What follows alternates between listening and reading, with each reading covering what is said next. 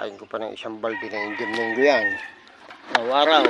Kasi dami ng bunga ng Indian Mango yung hindi na makain. Kinakain naman niya. Oh. May prutas pa siya. Yung makatawan, hindi naman payat. Oh. Diba? Huh.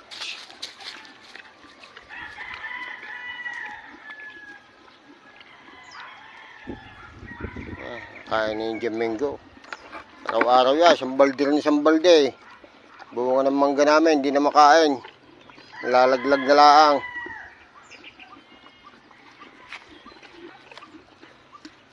Oh, sarap na sarap siya eh. Indian Mango eh. Indian Mango Santol. Oh.